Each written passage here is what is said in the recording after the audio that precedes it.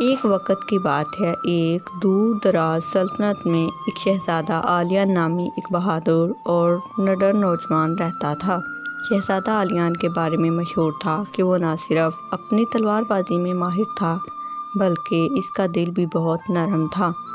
اسی سلطنت میں ایک خوبصورت اور دلکش لڑکی لیلا نامی رہتی تھی جس کی آواز جادوئی اور بہت زیادہ دلکش تھی۔ لیلا کی شہرت اس قدر پھیلی کہ ایک خوفناک جادوگر سلطان اس پر فدا ہو گیا۔ سلطان نے لیلا کو اغوا کرنے کا ارادہ کیا تاکہ وہ ہمیشہ کے لیے اس کے پاس رہے اور اس کی آواز سے جادوگر کی جادوئی طاقت بڑھ سکے۔ ایک رات جب پوری سلطنت سو رہی تھی، سلطان نے اپنی جادوئی طاقت کا استعمال کرتے ہوئے لیلا کو اغوا کر لیا اور اسے اپنے دور دراز قلعے میں لے گیا۔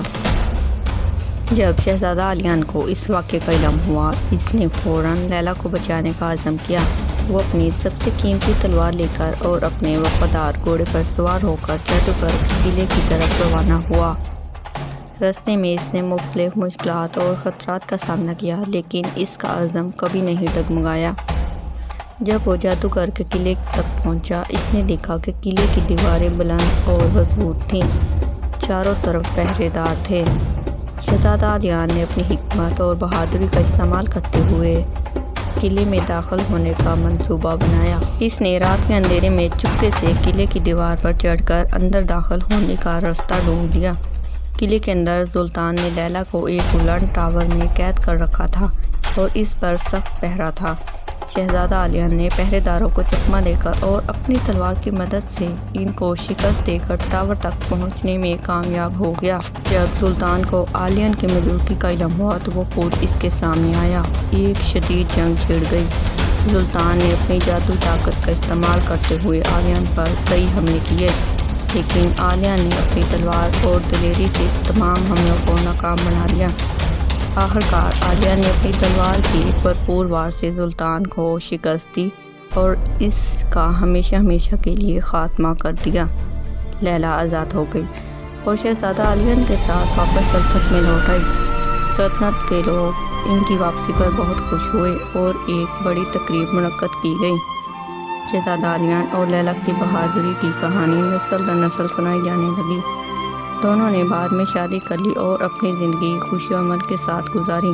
یوں شہزادہ عالیان نے اپنی بہادری کی طاقت سے ایک بار پھر ثابت کر دیا کہ دلیری ہر جادو اور خوف کو شکست دے سکتی ہے۔ کسی گاؤں میں لیا نام کی ایک لڑکی رہتی تھی۔ لیا کو اسکول جانا بالکل پسند نہیں تھا۔ اس کے نزدیک کتابیں اور پڑھائی بوجھ تھیں۔ وہ ہمیشہ اسکول سے بھاگنے کے بہانے تلاش کرتی اور اپنا زیادہ وقت کھیلنے میں گزارتی۔ لیا کی والدہ جو کہ ایک محنتی اور تعلیم یافتہ خاتون تھی، ہمیشہ لیا کو سمجھاتی، بیٹا تعلیم کی اہمیت کو سمجھو اور دل لگا کر پڑھائی کرو۔ مگر لیا ان باتوں کو ہمیشہ نظر انداز کرتی اور اسکول کے دنوں میں اکثر بیمار ہونے کا بہانہ بناتی۔ ایک دن لیا اپنی دوستوں کے ساتھ جنگل میں کھیلنے گئی۔ کھیلتے کھیلتے وہ بہت دور نکل گئی اور رستہ بھٹک گئی۔ جنگل میں اندھیرا ہونے لگا اور لیا کو احساس ہوا کہ وہ اکیلی رہ گئی ہے۔ خوف کے مارے وہ بہت زیادہ ڈر گئی۔ اس نے ہر طرف دیکھا لیکن کہیں سے بھی گھر کا راستہ سمجھ نہیں آ رہا تھا۔ لیا نے اپنے بیگ سے کچھ نکالنے کی کوشش کی تاکہ اپنی دوستوں کو مدد کے لیے پکار سکے، مگر اس کے پاس کچھ بھی ایسا نہیں تھا جو اس کی مدد کر سکے۔ اس وقت اسے یاد آیا کہ اگر وہ اسکول جاتی اور تعلیم حاصل کرتی تو اسے نقشہ پڑھنا اور راستہ تلاش کرنا آتا۔ کئی گھنٹے گزر گئے اور لیا تھک کر ایک درخت کے نیچے بیٹھ گئی۔ اچانک اس نے ایک بزرگ آدمی کو آتے دیکھا جو جنگل میں لکڑیاں کاٹ رہا تھا۔ لیا نے فوراً ان سے مدد کی درخواست کی۔ بزرگ آدمی نے اس سے پوچھا، تم یہاں کیا کر رہی ہو اور تم نے کہاں جانا ہے؟ لیا نے اپنی کہانی سنائی اور بزرگ نے اس کی مدد کرنے کا فیصلہ کیا۔ بزرگ نے لیا سے پوچھا کہ اسے نقشہ پڑھنا کیوں نہیں آتا اور وہ اسکول کیوں نہیں جاتی۔ لیا نے شرمندگی سے بتایا، میں پڑھائی میں دلچسپی نہیں لیتی تھی اور میری والدہ مجھے کہتی رہتی، بیٹا تعلیم حاصل کر لو، یہ تمہارے کام آئے گی، لیکن میں تعلیم سے بچنے کے بہانے بناتی رہی اور اس لیے آج مجھے نہ ہی نقشہ دیکھنا آتا ہے اور نہ ہی راستہ تلاش کرنا آتا ہے۔ مجھے اپنی غلطی پر افسوس ہے۔ بزرگ نے لیا کو سمجھایا کہ تعلیم انسان کی زندگی کا سب سے اہم حصہ ہے۔ اس کے بغیر انسان کسی بھی مسئلے کا حل نہیں نکال سکتا اور نہ ہی اپنے فیصلوں میں خود مختار ہو سکتا ہے۔ یہ باتیں سن کر لیا کو اپنی غلطی کا احساس ہوا اور اس نے دل میں ارادہ کیا کہ وہ اب سے دل لگا کر پڑھائی کرے گی۔ بزرگ آدمی نے لیا کو اس کے گھر پہنچا دیا اور لیا نے اپنی ماں کو گلے لگا کر معافی مانگی۔ اس نے اپنی ماں سے وعدہ کیا کہ وہ اب سے محنت کرے گی اور تعلیم حاصل کرنے کی پوری کوشش کرے گی۔ اس دن کے بعد لیا نے کبھی بھی اسکول سے چھٹی نہیں کی اور اپنی تعلیم میں دل و جان سے محنت کی۔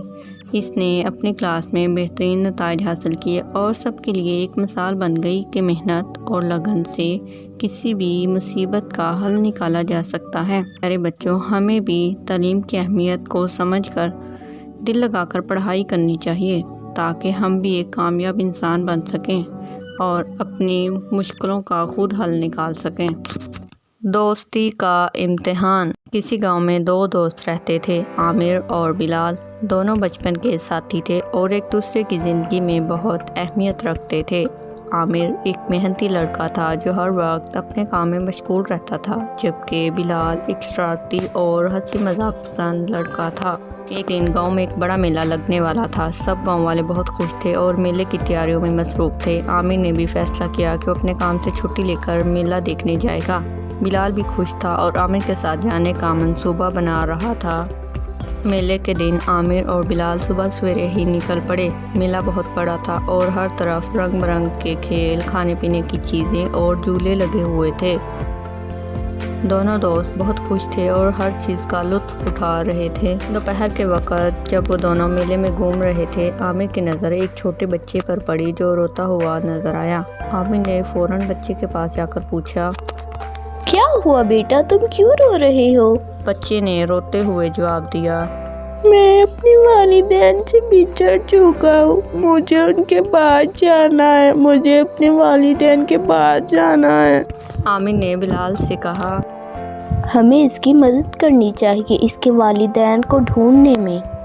بلال نے کہا، ارے یار، ہم کیوں اپنا وقت ضائع کریں، ہمیں میلہ انجوائے کرنا چاہیے، ابھی تو ہم نے کچھ دیکھا بھی نہیں ہے، اگر ہم اس کی مدد کرنے میں لگ گئے تو ہمارا وقت ضائع ہو جائے گا۔ نہیں بلال، یہ ہمارا فرض ہے کہ ہم اس بچے کی مدد کریں، یہی تو انسانیت ہے۔